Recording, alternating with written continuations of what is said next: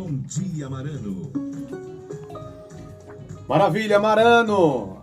De volta com você aqui na 102,3, agora 10 horas 21 minutos. Para você que nos acompanha em qualquer lugar do planeta, você está na 102,3, a rádio que todo mundo ouve. Para quem nos acompanha também pelas redes sociais da Marano, nós estamos recebendo hoje aqui em nossos estúdios o pré-candidato a presidente da República, Renan Santos, que vem pelo Partido Missão. Renan, seja muito bem-vindo a Garanhuns, seja muito bem-vindo à Rádio Marano. Queria que você começasse se apresentando um pouquinho aqui para o pessoal do Nordeste. Quem é Renan Santos? Bom dia. Olha, uma honra estar de volta a Garanhuns, tá? A cidade tem um clima que eu gosto, até lembra São Paulo um pouquinho, né? Então, verdade. Então clima eu pessoalmente gosto bastante. Já tive outra vez aqui, já tive inclusive com meu pai nos anos 90. Meu pai vendia posto de gasolina, ele vendeu o posto de gasolina do seu Nelson. Eu vendi carro aqui. Vender esse posto? Vender um posto. Meu pai enfim, né? É corretor, não? Era corretor na parte comercial. Era corretor de imóveis e imóveis comerciais na parte comercial. Então, já tive outras vezes, gosto daqui. Enfim, nesse retorno agora, não como filho de um vendedor de posto de gasolina, mas agora retornando como pré-candidato à presidência da República. Pra galera me conhecer, eu tenho 41 anos, eu nasci em São Paulo. Sou fundador, na verdade, do Movimento Brasil Livre. Organizei as manifestações que derrubaram a Dilma Rousseff, defendi a prisão do Lula. E vi que não dava para ficar só cobrando os políticos, a gente tem que entrar lá para fazer as coisas acontecer. E a gente defende uma série de coisas que acho que muita gente aqui vai concordar, talvez umas pessoas fiquem bravas. Acho que bandido que vai assaltar alguém a mão armada, alguém que coloca uma arma na cabeça de outra pessoa, ele não pode sair da cadeia. Eu não acredito em reabilitação, eu não acredito em recuperação de ladrão. Eu não acredito que a política também tem que ser feita só para manter as mesmas famílias mandando nas mesmas cidades. Eu tenho um plano muito agressivo aqui pro Nordeste, para fazer o Nordeste crescer. Inclusive, eu tenho uma tese, e a tese é verdadeira. Eu não tô de populismo, não vou aqui ficar passando a mão na cabeça das pessoas, porque eu acho que as pessoas ainda votam muito mal aqui no Nordeste. Então, tô aqui para falar a real. Mas o meu foco, ganhando a eleição para presidente da República, é tornar o Nordeste desenvolvido, porque se o Nordeste se desenvolve, você resolve todos os problemas do Brasil, e eu provo pra galera aqui. Se a gente resolve o Nordeste, todo o resto do Brasil se resolve. Então, meu foco, o primeiro lugar que eu vim fazer pré-campanha agora é em Pernambuco, e será no Nordeste. Só depois de rodar o Nordeste que eu vou começar a rodar outras regiões. O Nordeste está sendo, então, a primeira região que você está visitando já como pré-candidato, correto? Exatamente. Renan, você tocou agora sobre a questão do MBL, né? As manifestações que vocês conseguiram levantar, né, antes do impeachment da Dilma Rousseff.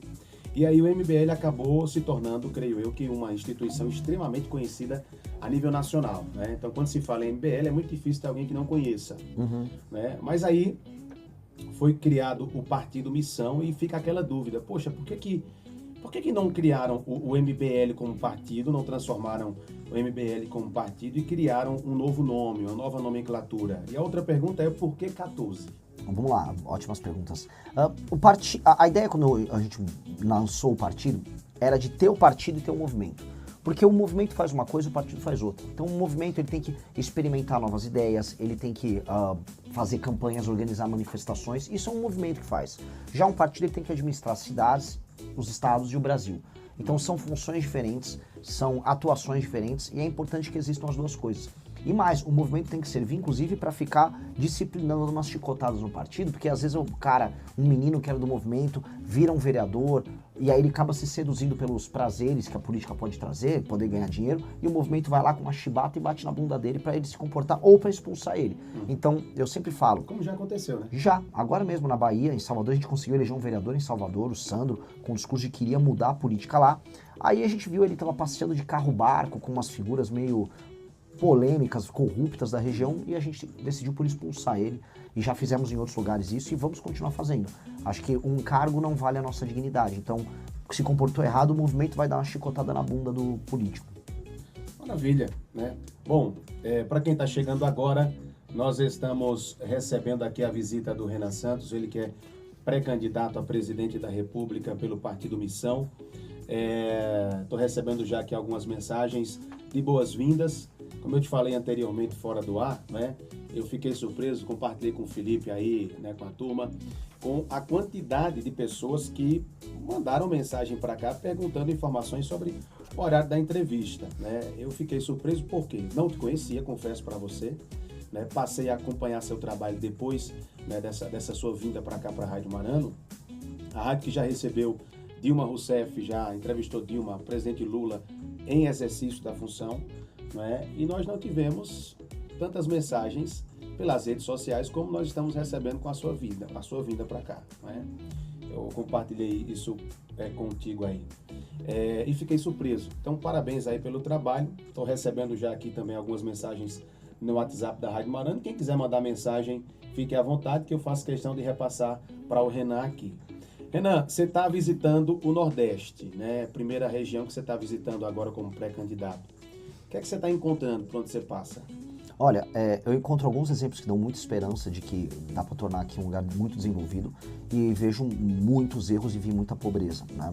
A gente olha, por exemplo, Jaboatão dos Guararapes, que é uma cidade próxima de Recife, que tem bastante dinheiro, tem orçamento. E aí você vai visitar os bairros mais pobres, eles são muito pobres, as pessoas vivendo basicamente ao lado de um canal cheio de bicho morto dentro, com esgoto a céu aberto. As pessoas também jogam lixo lá dentro. Então, o que a gente percebe é um contraste muito, muito grande. E um problema, claro, a administração pública, ou seja, os prefeitos, os vereadores, não são preocupados em fazer as pessoas ganharem dinheiro e matar e prender bandido. O foco da administração pública no Brasil hoje, não só no Nordeste, é fazer o brasileiro ganhar dinheiro e prender e matar bandido. Se a gente faz essas duas coisas, a qualidade de vida no Brasil vai melhorar muito. O problema é que não existe esse foco. E isso é especialmente agravado aqui no Nordeste, e eu vi isso muito em Pernambuco. Por quê? Porque basicamente são as mesmas famílias que administram essas pequenas cidades e elas só querem basicamente tocar as pessoas como se fossem gado, dar um pouquinho de dinheiro aqui, diz que está cuidando, dá um empreguinho aqui e ali na administração pública, mas a pessoa vive na prática como se fosse um escravo. Ninguém que vai ficar dependendo do município para sobreviver é uma pessoa verdadeiramente livre. Aí o que acontece, que é a coisa mais triste? Até hoje, isso, vamos dizer, está acontecendo há 100 anos, as pessoas vão embora do Nordeste e se mudam para outras regiões. Tá? Então, os estados do Nordeste mandam as pessoas embora e as pessoas vão acabar vivendo solitárias, porque elas se mudam sozinhas em outros estados, acabam morando em bairros ruins nos outros estados, acabam às vezes sendo maltratadas. Isso não é correto. A gente tem que fazer o Nordeste se desenvolver. O Nordeste tem que ser um lugar que vai atrair as pessoas do resto do Brasil para vir trabalhar aqui. E tem todo o potencial. E aqui em Pernambuco tem coisas boas. Você tem um polo de frutas em Petrolina, você tem gado leiteiro aqui, você tem indústria leiteira aqui na região entre Garanhuns e Caruaru, você tem um polo de tecnologia em Recife incrível, que é o Porto Digital. Então, quando quer fazer direito, faz. O problema é que a maior parte dos líderes, dos prefeitos especialmente, eles só querem fazer aquela coisa do dia a dia. Ah, eu vou lá, compro uns votinhos aqui, compro uns votinhos ali, faço um show a colar e todo mundo vive pobre. Não dá pra ficar assim e é isso uma coisa que a gente quer mudar. Eu pretendo mudar essa dinâmica toda no Nordeste. Se eu for presidente, o Nordeste muda todo comigo. Maravilha. Olha, eu recebi uma pergunta pelas redes sociais e aí eu achei bem interessante, né? Eu não me lembro qual foi o nome do ouvinte, não sei se foi o Wagner, acho que foi Wagner. Ele disse assim: Júnior, no segundo turno das eleições, o MBL defendeu a abstenção, defendeu o voto nulo e isso meio que acabou contribuindo com a vitória do presidente Lula, né? Será que o MBL não se arrepende disso? O que é que o MBL avalia na situação atual de hoje do Brasil? Essa defesa que vocês fizeram na época da eleição do presidente? A defesa que a gente fez foi bem clara. Tanto Lula quanto Bolsonaro são dois cânceres para o Brasil. A minha definição sobre Lula e Bolsonaro é o seguinte: você prefere morrer sendo atropelado por um caminhão ou sendo atropelado por um trator?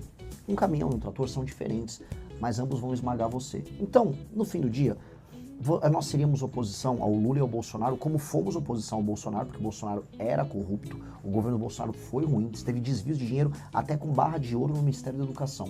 E o governo do Lula é um governo corrupto, é um governo taxador. Eu acho muito louco que a gente olha o filho do Lula, que é o Lulinha, ele está envolvido no esquema do INSS. E o filho do Bolsonaro, Flávio, está envolvido em outros esquemas também. Um exemplo maior é o exemplo da rachadinha. Então, são pessoas que têm famílias corruptas, que tornam o Brasil um lugar pobre e obrigam a gente a ter que ficar discutindo entre Lula e Bolsonaro.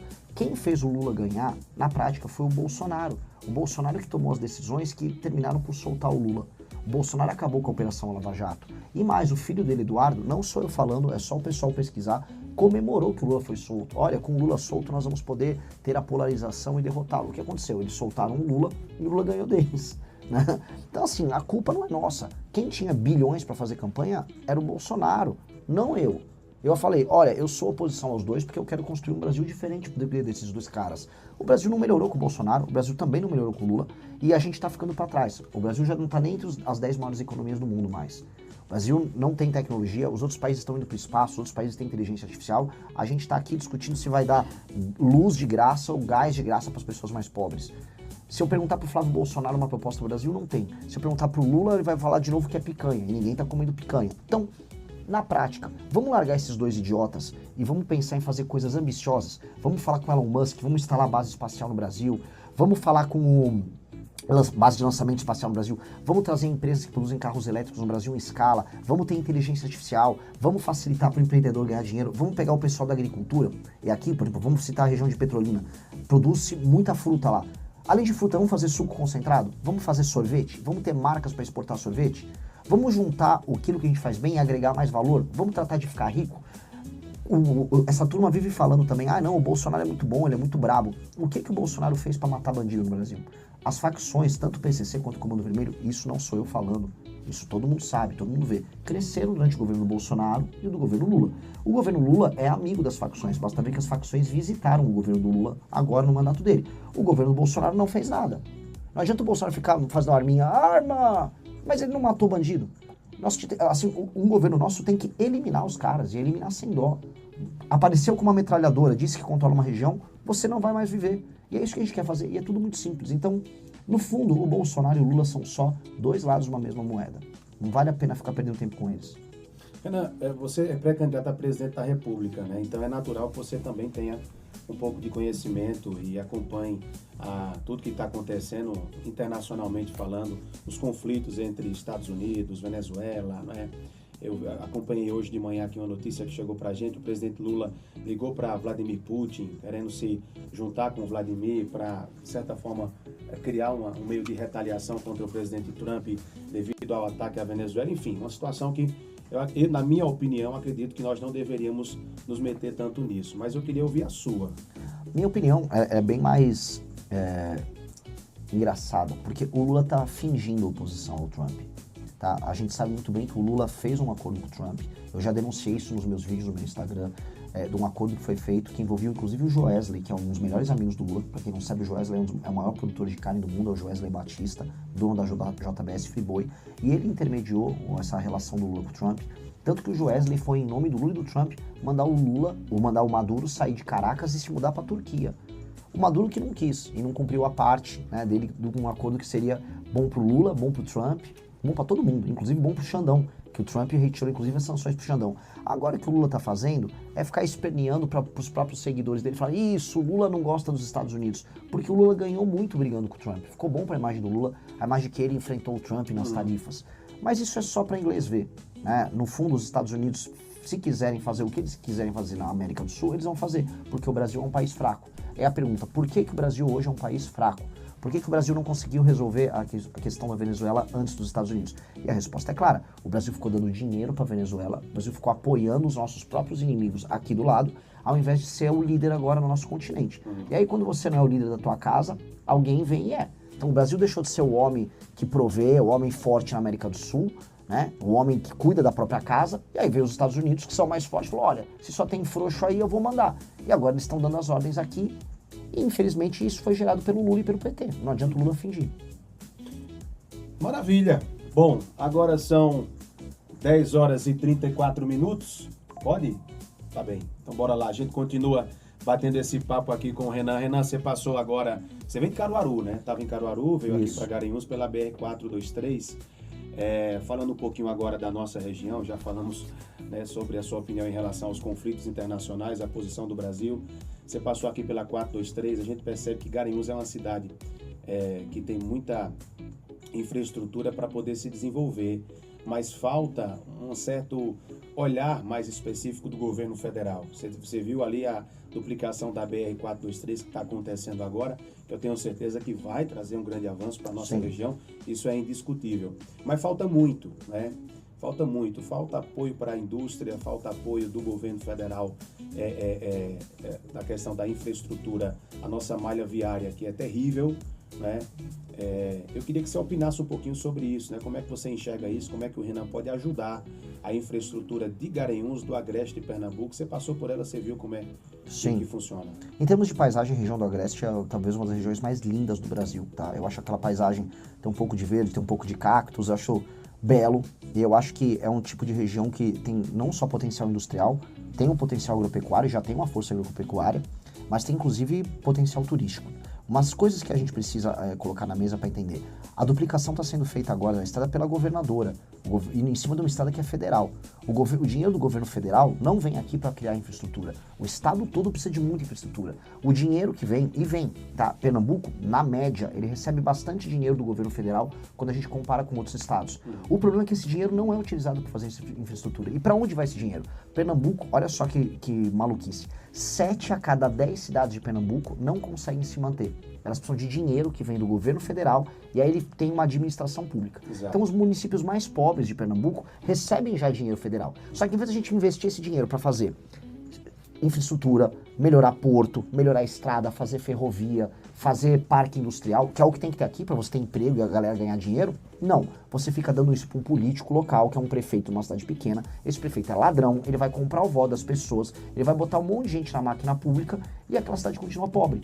Por isso que 7 em cada 10 cidades de Pernambuco são dependentes do governo. O que eu proponho eu vou juntar um monte de cidade. Tem uma cidade pequena aqui, junta 4, 5 outras cidades, ela vira uma cidade só. Não precisa ter aquela fusão dos municípios. Faz fusão, acaba com aquela montoeira de vereador, aquela montoeira de prefeito. E se a cidade tiver pouco saneamento básico, se tiver muita bandidagem, se a educação estiver ruim, eu ainda trago um interventor, é um administrador, como se fosse um empresário muito bom, junto com uma equipe muito boa. Eu vou trazer, inclusive, gente de fora do Brasil para ajudar na administração, para melhorar aquela cidade, e aí as pessoas voltam até a administração delas de orgulho de morar ali. E o dinheiro tem que vir não só para custeio, mas para investimento.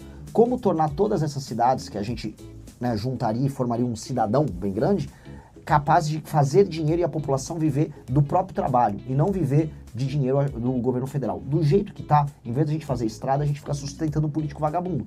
E olha só, foi ótima a tua pergunta. Esse é o grande problema do Nordeste. Se a gente resolve isso, a gente começa a resolver o Nordeste. E resolver o Nordeste, resolver o Brasil.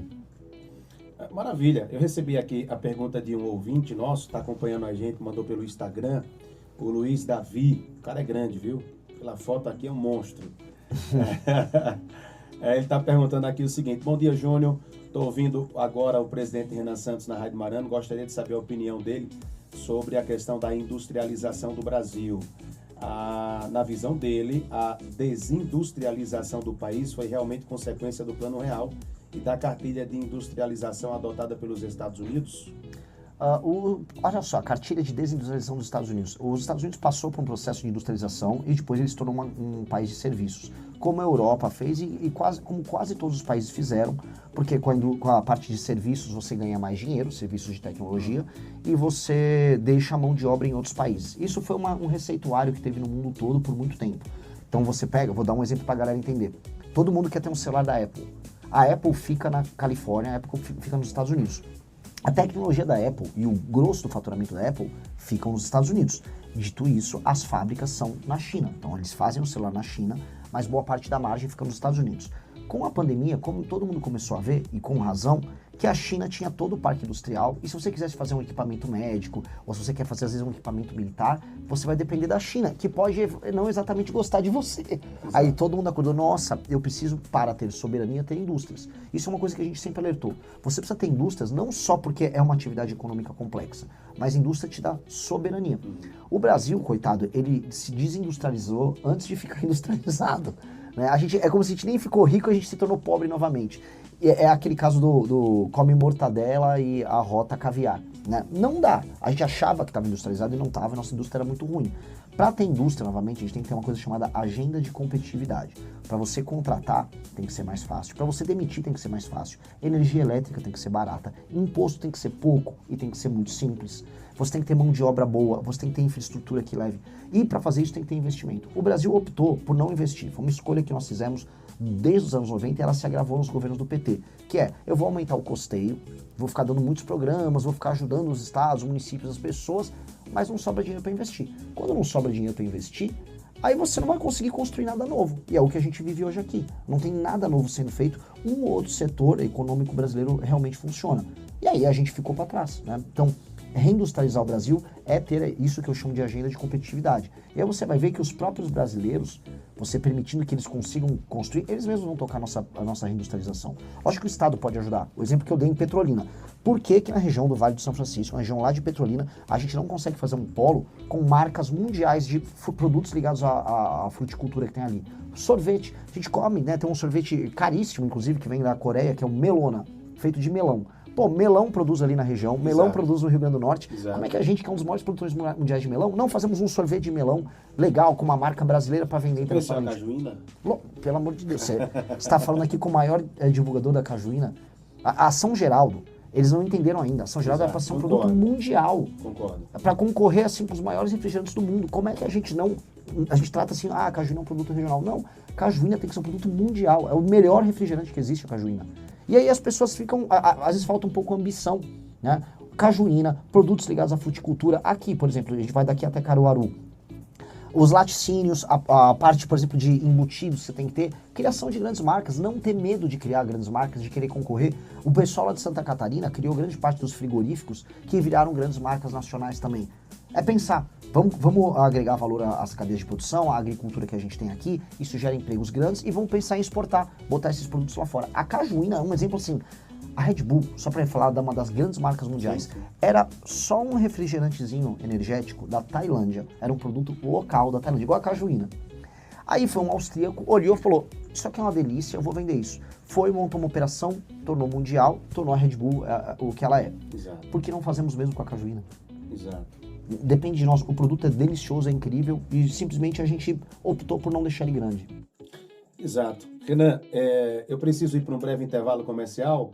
Né? Durante o intervalo a gente vai acompanhar aqui algumas perguntas que estão chegando para você e o intervalo é rápido, a gente volta daqui a pouquinho no segundo bloco conversando. Para quem está chegando agora, nós estamos conversando aqui com o Renan Santos, que é pré-candidato a presidente da República pelo Partido Missão. Intervalo chegando, eu volto já com você. Pessoal, like na live e compartilhe o link dessa live com seus amigos. Jatobá. Tem que apresentar ele daqui a pouco. Alguém vai tomar um cafezinho? Tá legal? Tá ótimo. Respostas curtas, para dar tempo da gente fazer. Você acha que eu tô deixando muito longas as respostas? Não, tô achando tá bom. Se estivesse falando bobagem, que seria longo, mas tá bom. Permaneça assim que tá massa, o pessoal tá entendendo. E interagindo bastante aqui. Deixa eu ver aqui algumas perguntas que chegaram. Eventos culturais no interior de Pernambuco são feitos com recursos públicos. Acho que essa pergunta é interessante você responder daquela. Pode meter, assim, essas perguntas, inclusive pergunta polêmica, pode meter que é legal. E essas perguntas estão envolvendo a administração aqui no estado, eu gosto muito. De recursos, de prefeito e tal. Se for polêmica, tem essa daqui do Instagram. Já vai, doutor. Ô, meu irmão, boa viagem. Cara, obrigado por encontrar a gente. Eu conheço o pessoal da Moura, inclusive, eu queria gravar lá. É sensacional. É uma super história de... Tem que ver com a galera, mas assim, é uma das coisas que eu preciso visitar. Eu conheci o pessoal deles. Valeu, velho. Valeu, meu irmão, vai com Deus. Tamo offline? Ah, tamo online aqui, né?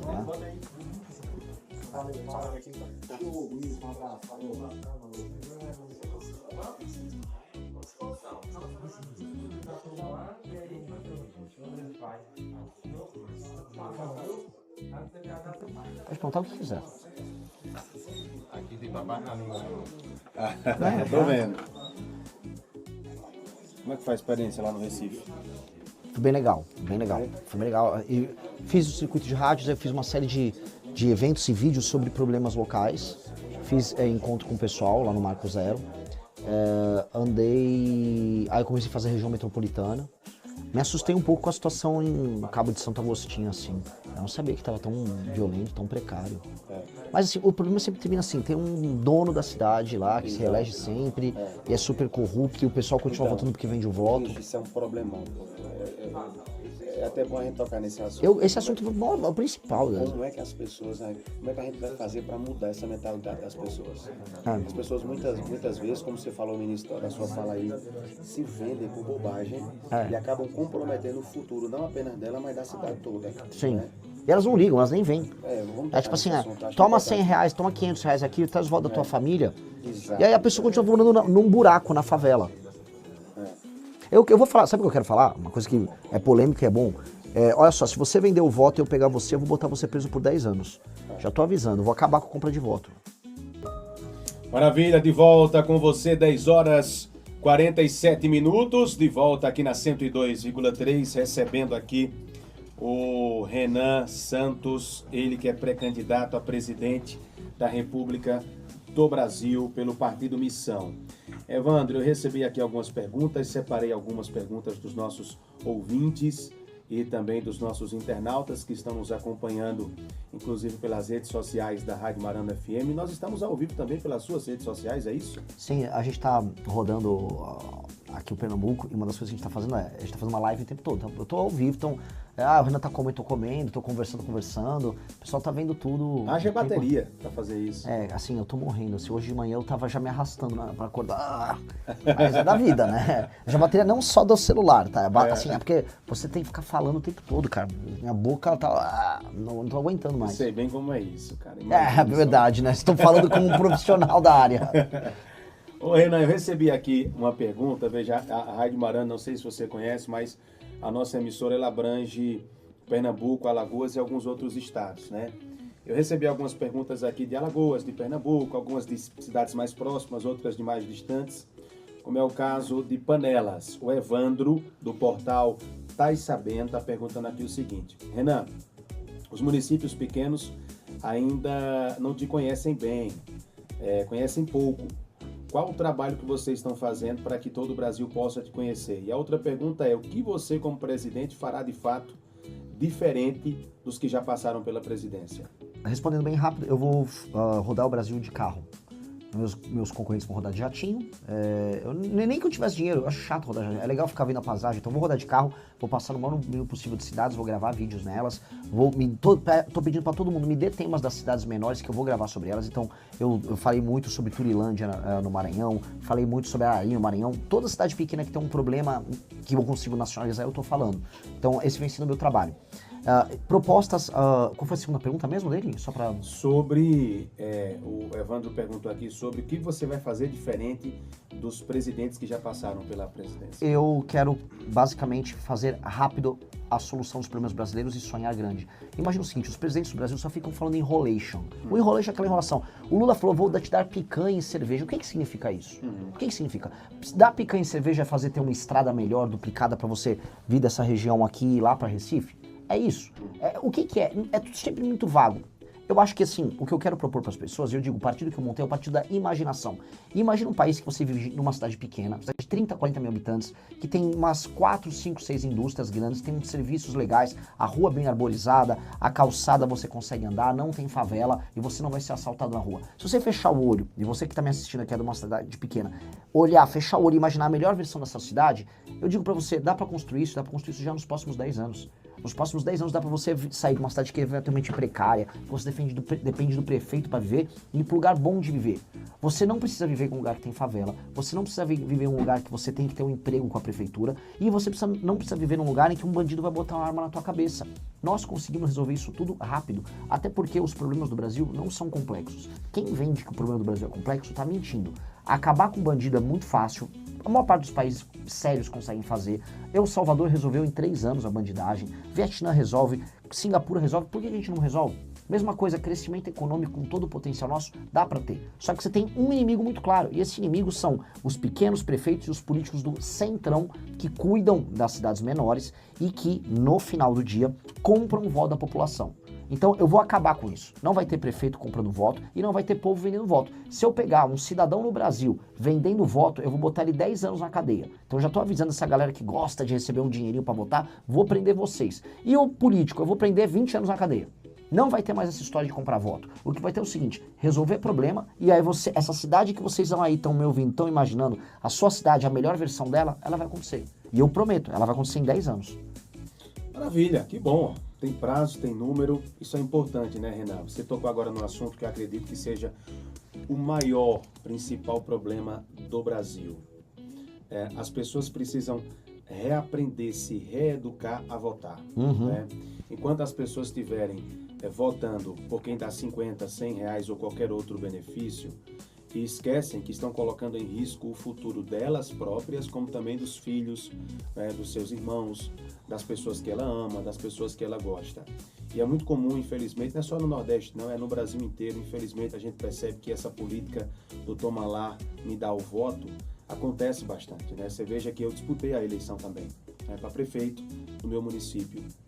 E isso aconteceu demais, né? Então, a gente percebe que isso acontece em todas as cidades do Brasil. Infelizmente, é um mau costume das pessoas que não têm conhecimento, que não têm estudo, acabam se trocando por um benefício momentâneo e deixando de usufruir de um benefício que vai ser duradouro no futuro, né? Você acha que é possível mudar essa mentalidade das pessoas? Eu aproveito aqui o gancho para te fazer uma pergunta do Marcelo Viana. O Marcelo está aqui perguntando o seguinte, Renan, perdão, não é do Marcelo, é de outro ouvinte nosso aqui, deixa eu ver quem foi que perguntou, aqui achei, uma ouvinte, ela está perguntando, Renan, você acha que existe político honesto? Vamos lá, vou começar pelo final e vou pro começo. Tá. Lá. Sim, existem políticos honestos, são poucos, mas existem. E você tem que ver o político honesto como aquele cara que topa perder voto pelo que ele acredita. Político, em geral, ele tá sempre atrás de voto e ele sempre vai falar o que os outros querem ouvir. Então, quando ele fala que, eventualmente, um político fala o que você quer ouvir o tempo todo, você tem que desconfiar dele, porque ele tá te enganando. Ninguém vai concordar com você em tudo. E aí o político que fala aquilo que é popular, ele, em geral, ele quer enganar para chegar no poder. E as pessoas se apaixonam por isso. Por isso tem muitos políticos que são só populistas, que eles falam o que o povo gosta de ouvir. Político bom é político que fala pro povo o difícil. Então eu tô falando agora difícil. Olha, você que vende o seu voto, que você acha, olha, eu sou amigo daquele vereador, ele é muito legal, ele me deu um cargo, ele vai me dar um dinheiro, olha, ele me deu uma roda de uma bicicleta, ele me deu encheu o tanque do meu carro quando eu pedi. Você, eu estou vendo você, eu vou prender esse político. E se você for pedir isso pra ele, eu vou prender você também. Isso é o que um político sério faz. Eu vou falar, isso aqui vai ter regra, não vai ser bagunça, e eu vou punir você se você se comportar de maneira errada. Existem pessoas que fazem isso? Existem, são poucas. Mas vocês têm que procurar essas pessoas assim. Eu também estou procurando essas pessoas. Se tem uma pessoa que está aqui no estado de Pernambuco, está me ouvindo, está em Alagoas, e tem essa postura e tem esse comportamento, eu quero que essa pessoa entre no meu partido. Eu quero que o meu partido seja feito de pessoas que falem o que é bom e o que é bonito, mas não o que é fácil. O que é fácil é mentira. E a política é feita de mentira. E as pessoas gostam de se iludir. As pessoas são, sabe como aquela menina, às vezes inocente, que chega um cara com um carro bonito e no fundo só quer sacanagem com ela, né? Leva ela pra sair, ela acha que vai casar com ele e ela só é usada por ele. O eleitor é assim. O político chega na eleição, promete mundos e fundos, fala o que quer ouvir, consegue o que quer rapidinho e depois larga e vai pra próxima. Até quando o eleitor vai se comportar? Como mulher de malandro, que é a real. O eleitor tem que parar de ser mulher de malandro. Eu não vou deixar o eleitor ser mulher de malandro.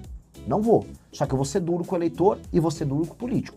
Tá? Esse é o tipo de política que a gente tem que ter. E assim a gente muda as coisas. Você tinha descrito de maneira muito clara. Hoje, se você concorre para prefeito numa cidade, você concorre para vereador, tá? O que acontece sempre, e você é honesto, você tá lá convencendo as pessoas enquanto aparece um ladrão, que ele vai pegar um dinheiro que ele roubou, em geral de emenda roubada ou contrato roubado, e aí ele vai comprando as famílias. Isso não é justo. Uma pessoa que se vende, ele é tão corrupto quanto o ladrão que desviou dinheiro da saúde, o ladrão que desviou dinheiro da obra e o próprio político. Como é que ele vai cobrar do político depois? Ele não tem condição de cobrar, ele é ladrão também. E a real é, infelizmente, a maior parte da população brasileira faz isso. E isso acontece mais também nos lugares mais pobres. Por isso que isso acontece muito no Nordeste. Então, para salvar o Nordeste, nós precisamos parar com esse comportamento. E eu vou ter muito problema. Ganhando a eleição para presidente da República, esses políticos ladrões todos vão vir contra mim. E eu vou ter que peitar eles. Eu vou ter que ser muito duro contra eles. Só que, se eu resolvo isso, aí o Nordeste muda rapidinho. Aí vocês vão ver, gente se mudando de Santa Catarina para vir trabalhar em Garanhuns. Você vai ver gente saindo de São Paulo para montar a empresa em Caruaru. É isso que vai acontecer. Porque tem muito potencial não explorado. Só que quando as pessoas e os políticos tomam decisões ruins, aí, né, a gente fica como tá. Eu não quero me estender na resposta. Me dê uma bronca se estiver falando muito, por favor. Mas o que acontece aqui muito o Nordeste cresceu menos do que a média brasileira. E os governos anteriores botaram mais dinheiro aqui. Ou seja, botaram mais dinheiro, por exemplo, em Pernambuco do que em Santa Catarina nos últimos 20 anos. Só que Santa Catarina cresceu mais que Pernambuco.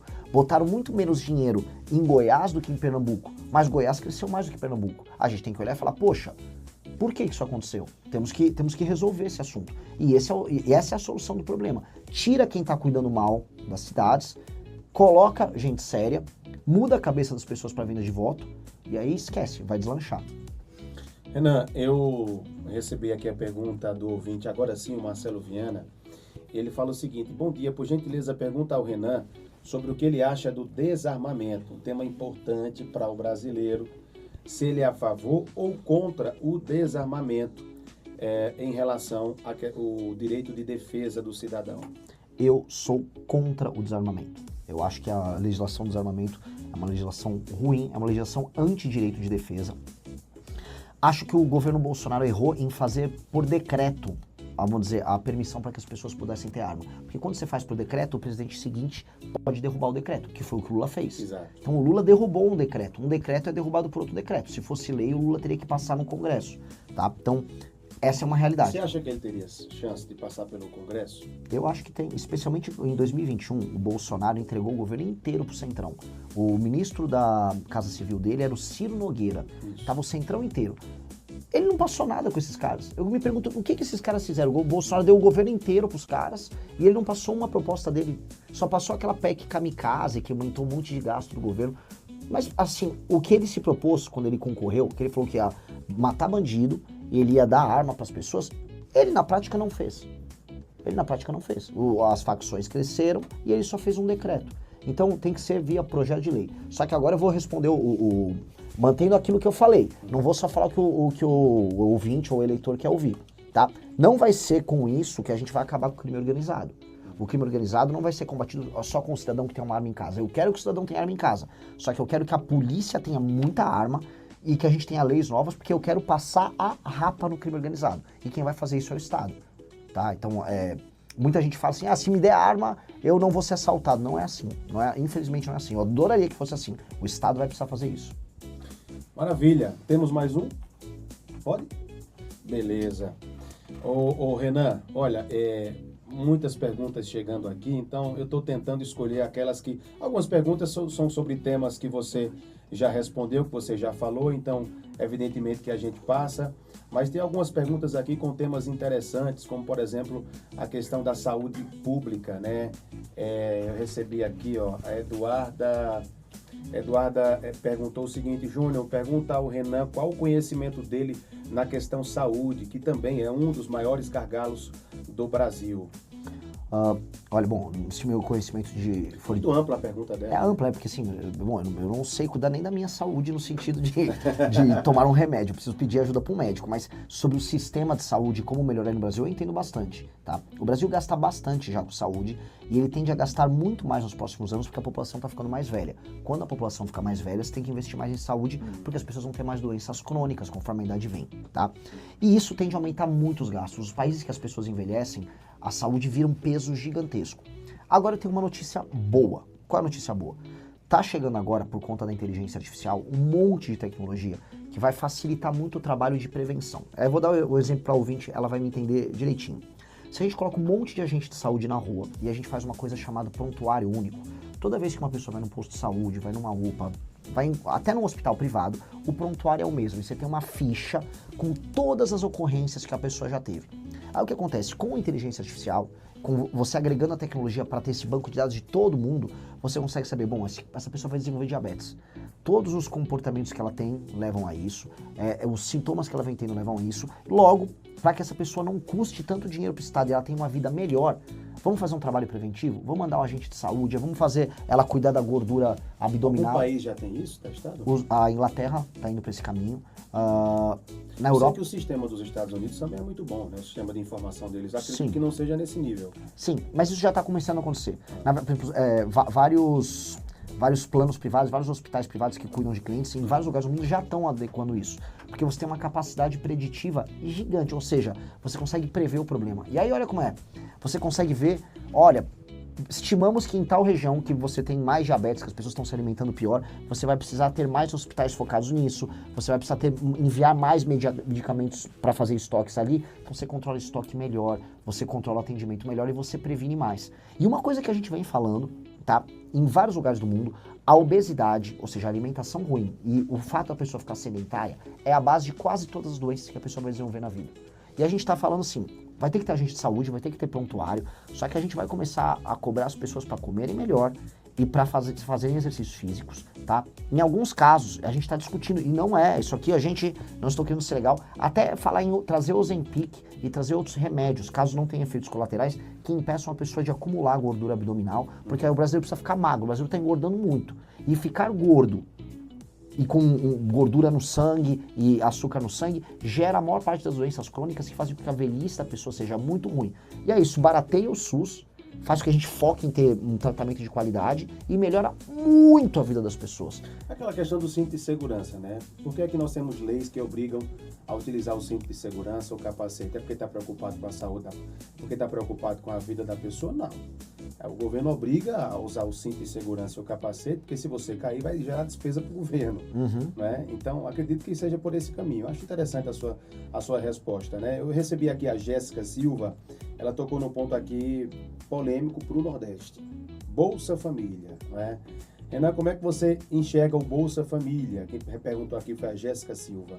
Eu quero viver num país em que as pessoas não precisem do Bolsa Família e o Bolsa Família virou uma indústria. O Bolsa Família foi colocado a partir de 2004, com o Lula prometendo, é só por um tempo e aí as pessoas vão sair. Na prática, você já tem 3 gerações de pessoas que já recebem Bolsa Família e comemoram, né? Gravam vídeos sobre isso. E aí agora é Bolsa Família, mais Bolsa Gás, mais energia elétrica. Ou seja, é muito errado que o Estado precise ficar tirando dinheiro de outras pessoas que estão trabalhando e dando para uma pessoa que eventualmente não está trabalhando. Porque a gente sabe que a maior parte das vezes o Bolsa Família é usado como complemento de renda. Eu tenho que escolher um lado. Na vida você não pode agradar todo mundo. No início, no governo nosso, eu vou estar do lado de quem está pagando a conta. Ou seja, se tem uma pessoa aqui em Garanhuns, em Caruaru, que tem uma lojinha, ou ela é CLT, ou ela é entregador, eu vou falar, calma, eu vou respeitar você primeiro porque você está pagando a conta, certo? E a pessoa que está recebendo o Bolsa Família vai continuar recebendo o Bolsa Família dela. Só que eu vou criar meios para que aquela pessoa comece a trabalhar. A gente precisa transformar todo mundo em cidadão efetivamente útil, pagador de impostos, tá? E que receba as coisas que fique rico. Eu não quero a pessoa que vive no Bolsa Família pensando que ela vai passar a vida inteira dela no Bolsa Família. Imagina um menino, imagina essa perspectiva. Você é um rapaz que mora, vamos dizer, em Caetés. Você tá lá. Qual é a sua chance de você ter um emprego legal? É bem pequena, porque não tem mercado ali. Você vai ver o quê? O seu sonho na vida como homem é você ter um cartãozinho que o governo vai te dar. Isso é muito triste. Hoje, ser um homem no Nordeste, especialmente para os homens, tá? É quase humilhante. A chance de você ter um emprego, de você constituir uma família, de você cuidar da tua família é quase nenhuma. Inclusive, a maior parte dos auxílios que o governo dá vão para as mulheres. Então, ser homem, exercer a tua força, a sua capacidade de criar, não acontece. Aí esses homens vão para outros lugares. É muito humilhante para o homem sertanejo e para o homem do Nordeste essa história toda. Então, o nosso foco tem que ser assim. Temos que garantir que as pessoas tenham o que comer e tenham essa dignidade para elas terem a sobrevivência delas. Mas nós temos que fazer as pessoas produzirem e ganharem dinheiro e ser autônomas. Porque ficar vivendo o resto da vida inteira de auxílio é muito triste. É muito ruim. Eu não quero isso. Não quero isso para ninguém. Maravilha. Olha, o Ortega, ele tá lá em Campina Grande, na Paraíba. Você passou na Paraíba? Já fui na Paraíba, não passei agora. Bom, ele tá na Paraíba, tá em Campina Grande e tá perguntando aqui o seguinte, ó. Renan, se você descobrir que algum integrante do partido Missão estiver envolvido, é uma pergunta que você já respondeu anteriormente, mas vale a pena você tocar nesse assunto novamente. Se você descobrir que algum integrante do partido Missão estiver envolvido em alguma coisa errada, como por exemplo corrupção, envolvimento com tráfico de drogas ou até sonegação de impostos, o que você faria? Expulsaria do partido? E qual a importância do Cristiano Beraldo para o seu partido Missão? Olha, as pessoas que cometem crimes ou que querem, vamos dizer, ser corruptas, elas dificilmente entram no grupo. A gente não tem no grupo, no MBL, nem no partido, caso nenhum de corrupção. Agora, uma pessoa que venha a se desviar, ela será naturalmente expulsa do grupo. Isso quando a gente já não exige que ela se afaste por si só. O caso do Beraldo o Beraldo apareceu, ele trabalha numa refinaria nos Estados Unidos, ele é um porta-voz do MBL e ele era jornalista da PAN, ele é apresentador do Pingo dos Is na Jovem Pan, um radialista. E o Beraldo trabalhava numa empresa dos Estados Unidos que tem como diretor, o mesmo cara de uma empresa que é investigada por segregação aqui no Brasil. O Beraldo não tem a ver com essa operação no Brasil. Ele falou, vou me afastar do grupo, do partido, do MBL, de tudo, e vou fazer minha defesa lá. E é o que ele está fazendo. Ele teve a dignidade de nem precisar ser expulso por nós. Ele decidiu, vou cuidar, vou defender minha honra, vou lavar minha honra aqui, mostrar para todo mundo que eu sou uma pessoa correta, sem querer macular o grupo, que é o que precisa ser feito. Né? Ele perguntou ali que no final qual é o vínculo do Beraldo conosco. O Beraldo é uma liderança, é um amigo, né? E torço para que ele não tenha participado de nada de errado, porque conosco não há espaço para isso, e ele mesmo sabe. Maravilha. Olha, nós estamos chegando nos momentos finais aqui da nossa conversa, né? Para quem está sintonizando agora aqui na Marano, nós estamos conversando com o Renan Santos, ele que é pré-candidato a presidente da República pelo Partido Missão, Partido Novo, né? Que está aí caminhando por todo o Nordeste, está visitando Pernambuco, né? E não poderia deixar de passar aqui na Rádio Marano. Pergunta sobre um tema bem polêmico e atual, questão da CPMI da Previdência. Renan, como você analisa a CPMI da Previdência e qual o impacto desses desvios? Que é a famosa CPMI do INSS, né? O que eu posso falar para vocês é o seguinte, esse é talvez o segundo maior escândalo da história do Brasil. Exato. Que o primeiro do Banco Master, o terceiro foi o Petrolão, tá? É o escândalo mais cruel de todos. Foi criado um sistema de engano, hora de engano de aposentados, ou um sistema meramente de roubar cadastro e endividar os velhinhos para tomar dinheiro e jogar nessas associações. O que a gente viu? O Centrão quase todo envolvido e o governo Lula envolvido até a tampa, com o filho do Lula, o Lulinha, recebendo dinheiro do careca do INSS. Ele recebia uma mesada do careca do INSS. Outro que estava envolvido é o irmão do Lula. E aí, pra gente ver como o escândalo é gigante, vocês estão me ouvindo, o escândalo já deu muitos bilhões, muita gente ficou bilionária roubando dinheiro de velhinho. E aí uma parte desse dinheiro foi parar e foi ser aparentemente lavado em algumas igrejas. Teve igreja evangélica, ligadas inclusive à direita, que receberam dinheiro disso. Está tendo uma briga gigante agora envolvendo Malafaia e a Damares sobre isso. Uma briga muito feia. E a Damares está certa, tem que investigar.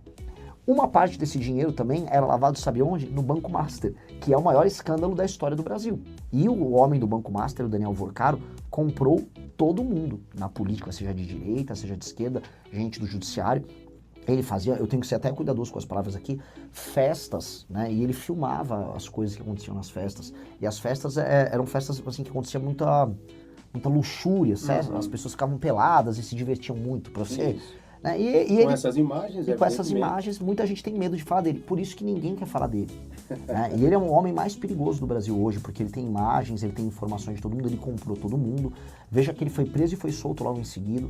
Então, quero que todos entendam, assim, há um escândalo gigante que envolve o INSS, mas ele se mistura com o do Banco Master e, no fundo, ele se mistura com essas pessoas que administram o Brasil. Judiciário, política, PT, Centrão, todo mundo está envolvido. E aí é um momento que o eleitor tem que olhar e falar, nós precisamos colocar alguém que não tem nada a ver com isso, que não tenha medo de bater de frente com esses caras. E nós precisamos procurar esse caminho. Não quero indicar, voto aqui, nem posso, mas as pessoas têm que fazer uma escolha. Pois é interessante ouvir isso, né, de você, Renan. E uma pergunta que eu acredito que a maioria das pessoas que estão nos acompanhando agora devem estar pensando isso. Rapaz, existe hoje aqui no Brasil uma polarização tão grande, né? As pessoas hoje, quando falam na questão da disputa para presidente da República, logo avaliam o nome do presidente Lula, o nome do Flávio Bolsonaro, que foi lançado pelo próprio pai como pré-candidato a presidente da República.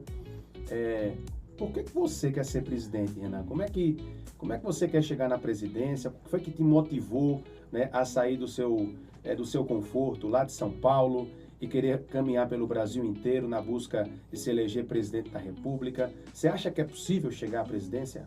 Acho. Não só acho que é possível, como eu vou.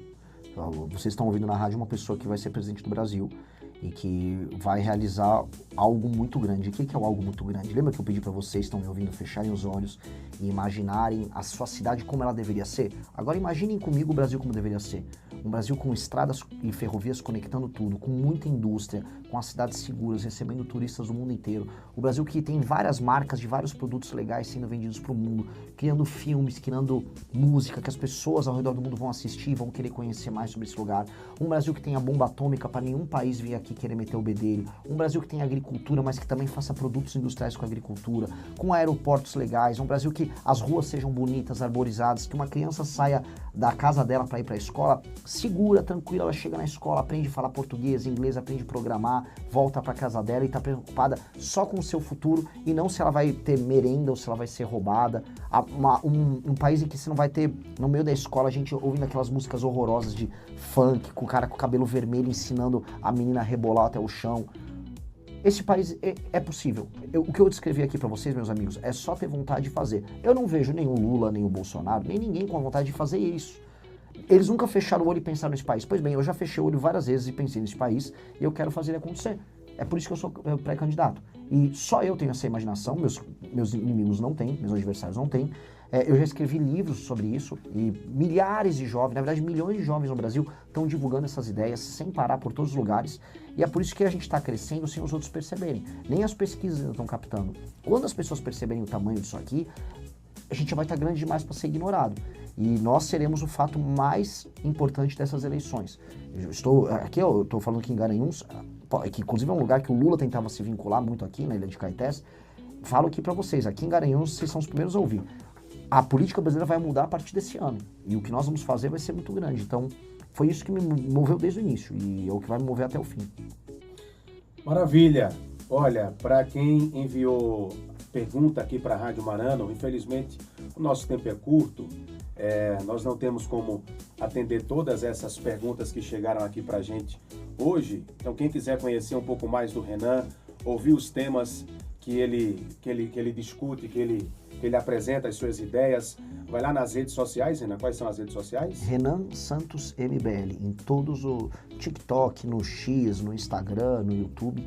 Inclusive, querem ver quem eu sou, muito assim. No YouTube eu vou ficar ao vivo o tempo todo, o dia inteiro. Aí vocês vão ver eu falando, vão ver eu comendo, vão ver o que legal. Eu penso. Pode mandar pergunta lá. Você vai levar a turma com você na viagem. Vamos. Vai todo mundo viajar, vão entender como é que é uma campanha pobre, que minha campanha é pobrezinha. Eu ando num carro, né? E carro via de regra, cabem 5 pessoas no carro. Isso. Eu vou no carro com 5 pessoas, abarrotado de mala. E é isso, assim. É uma verdadeira caravana, hein? A caravana. E o pessoal seguindo, e tá sendo muito legal, a gente tá aprendendo muito. Que bacana. Então, olha, para você que está nos acompanhando aqui pela Rádio Marano, que mandou sua pergunta para cá, acompanha as redes sociais aí do Renan, tá? Tenho certeza que você vai encontrar a resposta para a sua pergunta nas redes sociais dele, acompanhar o seu dia a dia. Tenho certeza que o Renan é bem interativo, né, Renan? Sim.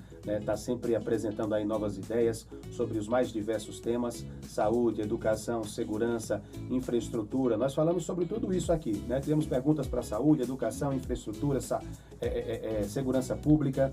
E claro que se fosse para a gente se aprofundar sobre cada tema, seria o programa inteiro, né? Renan, fique à vontade para fazer suas considerações finais. Foi um prazer recebê-lo.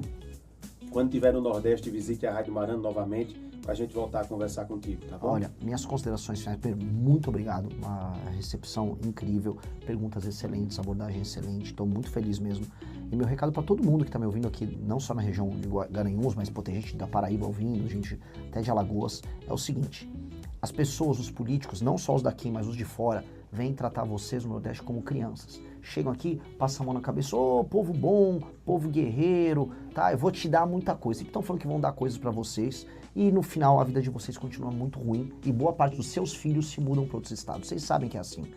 Eu tô aqui para falar: olha, não só os políticos daqui estão errando, como vocês estão errando em votar, em dar seu voto, em vender seu voto para político ladrão. Eu vou tratar vocês como adultos. E adultos têm direitos, mas têm deveres. Eu vou tratar vocês como pessoas que são adultas, têm direitos e têm deveres. E ao fazer isso, eu vou respeitar vocês. Porque uma criança você não respeita. Se a criança fala uma coisa na mesa, você manda a criança ficar quieta. Agora, um adulto você respeita. Eu vou tratar um nordestino como adulto, como alguém capaz. Eu vou fazer vocês serem adultos também para se emanciparem. Vocês vão ter dinheiro, vocês vão tomar as decisões das suas vidas e vocês não vão precisar se mudar para outros estados. Vocês vão ficar ricos e felizes aqui, como tem que ser. E aqui vai ser o lugar que vai ser a locomotiva do Brasil. O meu estado, por muito tempo, São Paulo, foi a locomotiva do Brasil. Agora dizem que a agricultura no Centro-Oeste é a locomotiva. Pois bem, vai chegar um momento do Nordeste ser a locomotiva e esse momento tá próximo. Basta vocês tomarem as decisões certas. Obrigado pela oportunidade. Eu que agradeço, Renan. Muito obrigado, parabéns aí pelo seu posicionamento. A você que nos acompanha pela Rádio Marano também, muito obrigado. Assim, a gente segue aqui por intervalo comercial, daqui a pouco eu estou voltando